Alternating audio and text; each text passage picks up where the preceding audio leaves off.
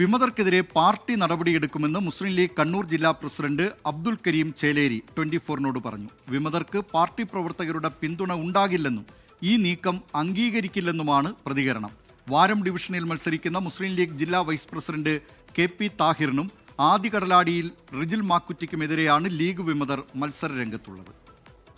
തദ്ദേശ തെരഞ്ഞെടുപ്പിന്റെ ചിത്രം വ്യക്തമാകുമ്പോൾ കണ്ണൂർ ജില്ലയിലെ മുസ്ലിം ലീഗിന്റെ ജില്ലാ അധ്യക്ഷൻ നമുക്കൊപ്പം ചേരുകയാണ്. UDF പ്രധാനമായിട്ടും ഉള്ളത് 3 റിബലുകളാണ്. ആ 3-ൽ 2 റിബലുകൾ ലീഗിൽ നിന്നാണ്, മുസ്ലിം ലീഗിന്റെ റിബലുകളായിട്ടാണ് നിൽക്കുന്നത്. അപ്പോൾ അതിനകത്തൊരു അനുരഞ്ജന ചർച്ചയൊന്നും വർക്കൗട്ട് ആയില്ല. എന്താണ് ഇനി സ്വീകരിക്കാൻ പോകുന്ന നടപടി? മുസ്ലിം ലീഗിന്റെ സ്ഥാനാർത്ഥിക്കെതിരായും കോൺഗ്രസിന്റെ സ്ഥാനാർത്ഥിക്കെതിരായും പാർട്ടിയുടെ പ്രവർത്തകന്മാരായിട്ടുള്ള ആളുകൾ രംഗത്ത് വന്നിട്ടുണ്ട് എങ്കിൽ തീർച്ചയായും അവരെ പാർട്ടി അർഹിക്കുന്ന അച്ചടക്ക നടപടികൾ സ്വീകരിച്ച് പാർട്ടി സംഘടനാ സംവിധാനത്തിൽ നിന്ന് നീക്കം ചെയ്യുക എന്നുള്ളതാണ് പതിവ് രീതി.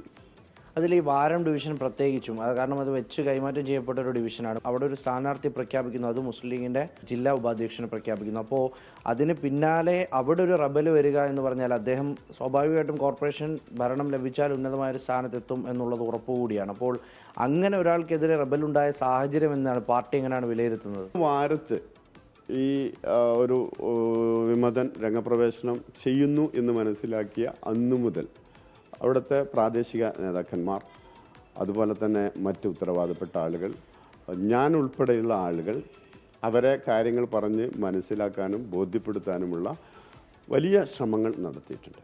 അവർക്ക് പാർട്ടിയോടുള്ള താല്പര്യവും സ്നേഹവും ഉള്ളതുകൊണ്ടല്ല അവർ ഈ മത്സരരംഗത്ത് വരുന്നത്, മറിച്ച് അവർക്ക് നിക്ഷിപ്തമായിട്ടുള്ള ചില താല്പര്യങ്ങളുണ്ട് എന്നാണ് ഞങ്ങൾ മനസ്സിലാക്കുന്നത്. ക്യാമറമാൻ രജീഷ് കരിവള്ളൂരിനൊപ്പം മുഹമ്മദ് റഹീസ്, 24 കണ്ണൂർ. ലോകത്തെവിടെയായാലും ഏത് സമയത്തും 24 വാർത്തകളും ഓഗ്മെന്റഡ് റിയാലിറ്റി പാക്കേജുകളും എക്സ്പ്ലെയിനറുകളും വിശദമായി കാണാൻ ഞങ്ങളുടെ YouTube ചാനൽ നിങ്ങൾക്ക് സബ്സ്ക്രൈബ് ചെയ്യാം.